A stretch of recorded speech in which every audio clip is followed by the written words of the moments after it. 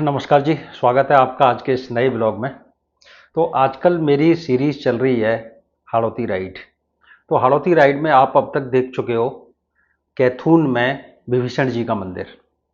तो ये जो राइड है, ये राइड मैंने 7-8 महीने पहले की थी, लेकिन मैं किसी कारण से इसे ऑन एयर नहीं कर पाया था।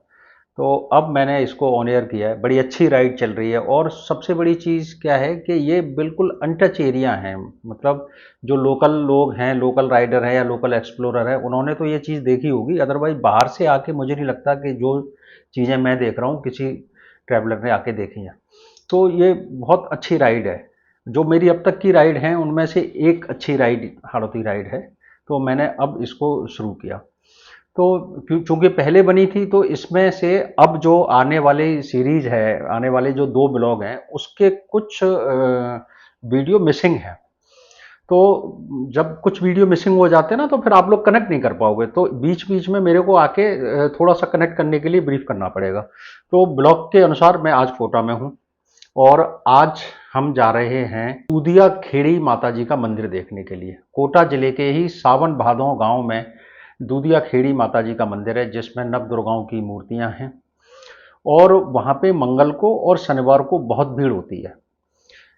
जो स्थानीय लोगों के अनुसार और जो आसपास के ज़िले हैं वहाँ के भी लोग आते हैं। तो मान्यता ये है कि वहाँ पे जो पैरालिसिस के पेशेंट्स होते हैं और लकवा वाले, तो वो पेशेंट आते हैं और माता की कृपा ऐसी होती है कि उसमें से कुछ पेशेंट सही होते हैं। तो बहुत मान्यता वाला मंदिर है। कल मैं आया था तो मैं उस मंदिर के सामने से ही निकल के आया हूँ, लेकिन मेरे को जानकारी थी नहीं। तो मैं जहाँ रुका हुआ हूँ वो मेरे मित्र हैं सुनील शर्मा जी, जिनके घर पे मैं रुका हुआ हूँ। तो उन्होंने, अब मैं आज बाइक से नहीं जाऊंगा, मैं उनकी गाड़ी से ही जाऊंगा और उनकी गाड़ी से हम जो बिल्कुल छिपे हुए जो जगह हैं उनको हम एक्सप्लोर करेंगे। तो सबसे पहले अपन चलते हैं दूधिया खेड़ी माता जी के मंदिर में, उसे एक्सप्लोर करते हैं। उसके बाद जहाँ भी जाऊंगा तो फिर मैं आपको बताऊंगा। तो हम लोग निकल चुके हैं दूधिया खेड़ी माता जी के मंदिर के दर्शन करने के लिए और बस दिखाते हैं हम आपको।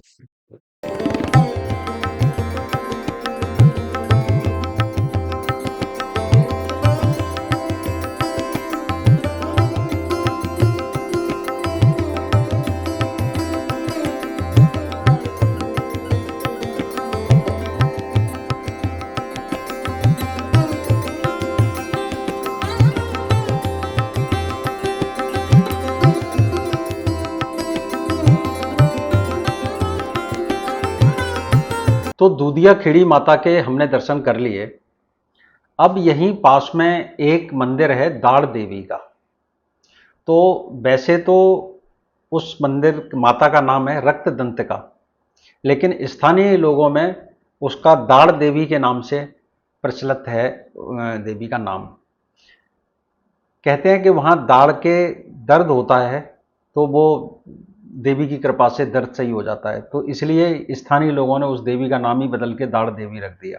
राजस्थान देवस्थान बोर्ड के अंतर्गत वो मंदिर आता है। और बेसिकली जो कैथून गांव के तोमर क्षत्रिय हैं वो उनकी कुल देवी हैं। तो उस मंदिर की भी बहुत मान्यता है। और ये सब जो संभव हो पा रहा है, ये 2 लोग मेरे साथ लोकल हैं कोटा के, सुनील भाई साहब हैं और एक उनका ड्राइवर है। तो वो इसी एरिया का रहने वाला है, लोकल ही है। तो उसे, मतलब आज जो सारी हमारी घुमक्कड़ी हो रही है वो उसके कारण हो रही है। वो बिल्कुल अल्टीमेट अल्टीमेट जगह हमें लेके जा रहा है। क्योंकि मैंने उसको बोल भी दिया था कि भाई मेरे को बहुत ज़्यादा कॉमन वाली जगह पे नहीं जाना, जहाँ लोग कम जाते हैं मेरे को उन जगहों पे जाना है। तो उसने कहा कि मैं आपको एक से एक चीज़ दिखाऊंगा। तो 2 दिन मैं उन्हीं के साथ रहूँगा या 2 दिन वो मेरे साथ रहेंगे। तो इसी तरीके की अल्टीमेट अल्टीमेट जगह हम देखेंगे। तो अब यहाँ से चलेंगे हम दाड़ देवी माता के दर्शन करने के लिए।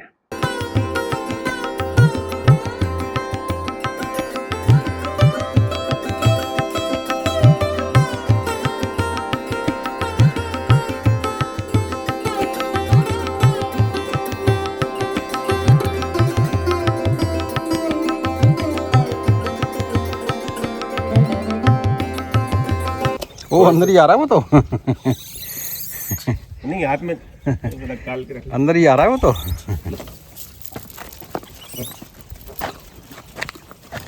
हाथ खिलाओ।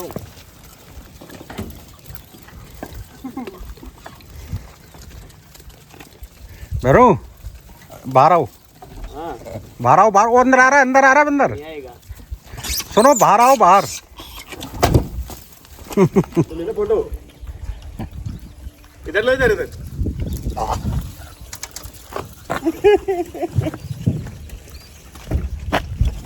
ओ दे दो, सारे दे दो। ए इधर रोड पे डाल दे,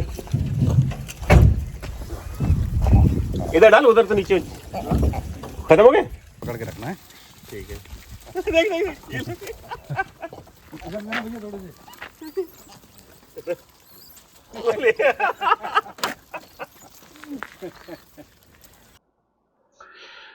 तो हमने दाड़ देवी के भी दर्शन कर लिए। यहाँ से कुछ दूरी पर है एक गांव है चार चौमा। चार चौमा उस गांव का नाम इसलिए है कि वहाँ पे शिव जी का चौमुखा एक बहुत प्राचीन शिवलिंग है। उस शिवलिंग के बारे में भी एक कहानी है कि जब रामायण का जो रावण का और रामचंद्र जी का युद्ध हुआ तो उसके बाद लंका का सारा काम खत्म करने के बाद रामचंद्र जी का राज्याभिषेक हो रहा था। तो शिव जी ने इच्छा प्रकट की मृत्युलोक की सैर करने की। तो विभीषण जी ने वो जिम्मेदारी ले ली। तो विभीषण जी ने क्या किया, एक कांवर बनाई और बैलेंस करने के लिए उन्होंने पीछे हनुमान जी को बैठा दिया।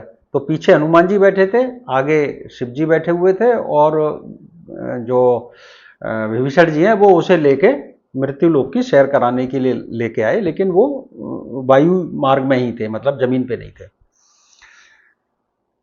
तो महादेव जी ने ये शर्त रख दी थी कि अगर जमीन से टच हो गई तो हम वहीं पे अपनी यात्रा खत्म कर देंगे।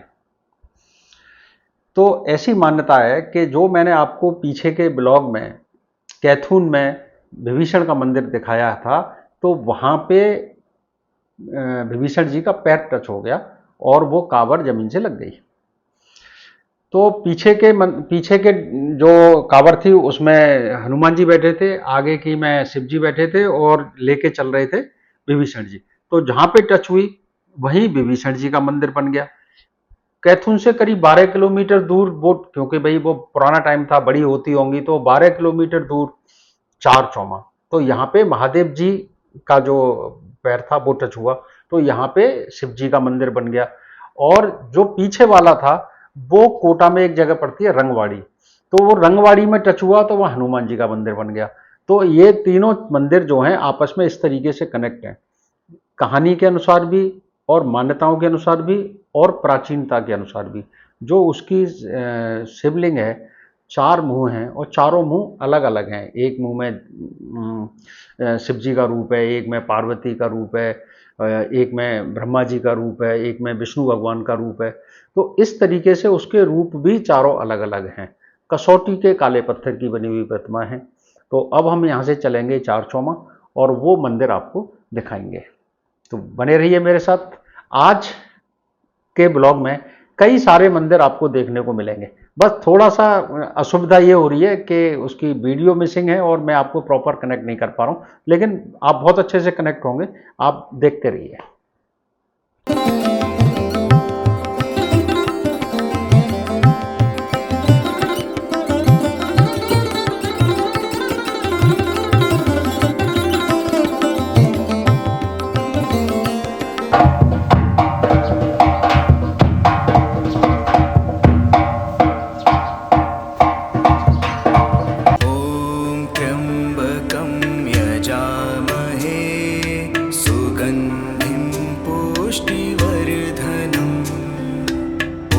उर्वारुकमिव बन्धनान् मृत्योर्मोक्षीयमामृतात्।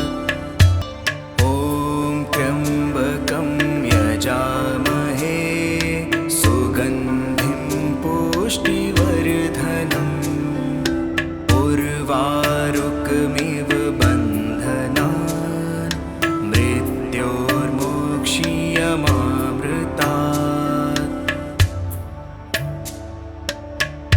देख लो, ये कह रहे हैं इसमें से सब निकल जाते हैं। तो लड़ेगी ना, कैसे निकलेंगे? हाँ? तो लड़ेगी ना। ये ना तुम मोटा निकल जाता है सब। चमत्कार है। वही चमत्कार है यार, ये यही तो कह रहे हैं। इंसान क्या बोलते हैं जो दो अपने लोग दिन निकलता है उसमें वो। ये तो रह गया यार कुल्लू भैया, ये तो असली चीज़ तो रह गई। हाँ करो, कोशिश करो, कुल्लू भैया पत्थर नहीं खिसक जाए, नहीं किसके, कोशिश करो। ना जाने के यार। ये टेस्टेड है यार।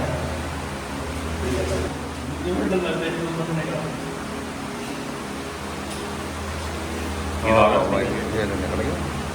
बेरू भी निकल जाते हैं। इसका मतलब यह है कि जो इसमें से निकल गया वही फिट है। हाँ हाँ, हाँ, बाकी दुनिया मोह माया है।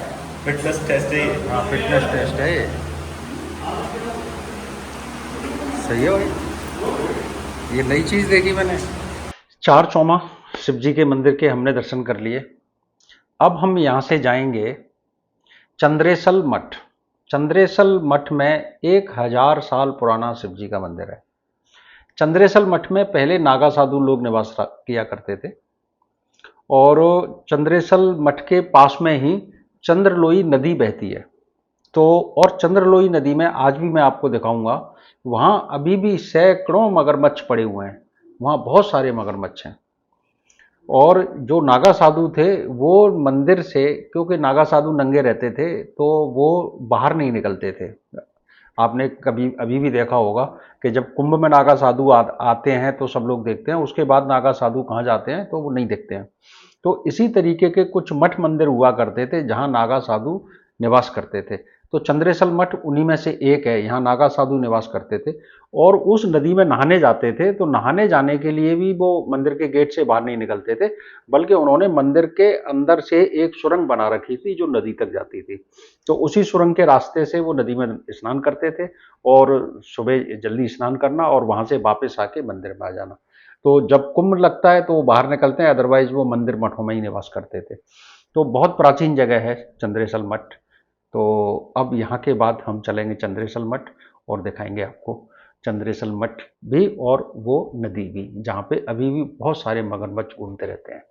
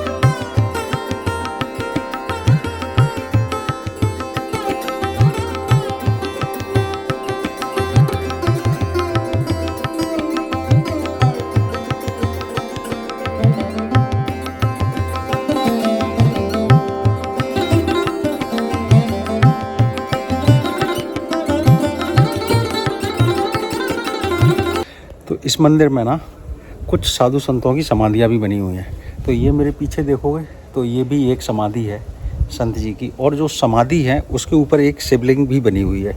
तो यहाँ पे जो देखोगे आप, मैं दिखाता हूँ आपको। यहाँ देख रहे हो ये भी एक समाधि है और ऊपर शिवलिंग है।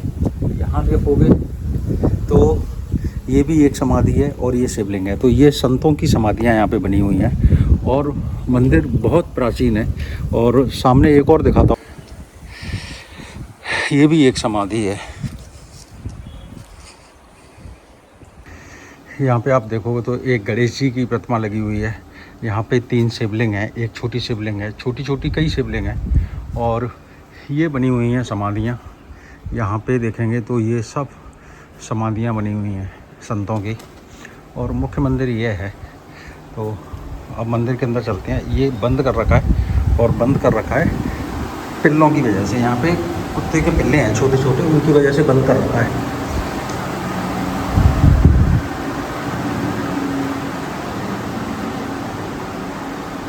ये है प्राचीन शिवलिंग।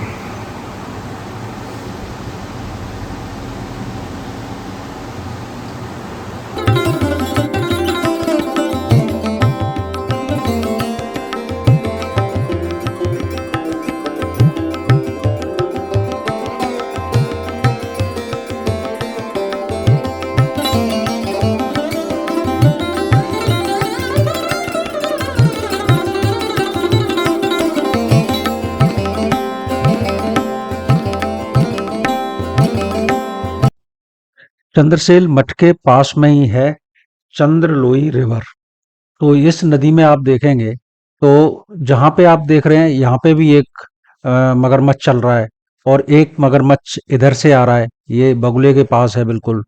और अभी और भी जब आप यहाँ पे देखेंगे तो एक देखिए ये एक इधर से आ गया, और इधर सामने देखोगे तो एक ये पत्थर पे लेटा हुआ है। इस पत्थर पे भी देखो ये मगरमच्छ लेटा हुआ है ना। इसके और आगे आओगे तो एक ये पड़ा हुआ है। तो कुल मिला के यहाँ पे सैकड़ों मगरमच्छ आपको एक टाइम में दिख जाएंगे। बहुत मगरमच्छ हैं यहाँ पे। तो जी चंद्रेसल मठ के भी दर्शन हो लिए, और मगरमच्छ तो मैंने दिखाया आपको कितने बड़े बड़े थे। तो अब टाइम भी हो लिया, और अब हमारा लास्ट डेस्टिनेशन है आज का। तो अब हम यहाँ से जाएंगे केशोरायपाटन। एक जगह है केशोरायपाटन, हालांकि वो बूंदी जिले में है। और जो चंबल रिवर है, चंबल रिवर इस साइड में कोटा होता है और नदी पार करके बूंदी जिला होता है। तो वो बूंदी जिले में है केशोरायपाटन। वहाँ पे जगह का नाम भी केशोराय है, और वहाँ पे मंदिर भी केशव राय का है। केशोराय कृष्ण जी का एक नाम है।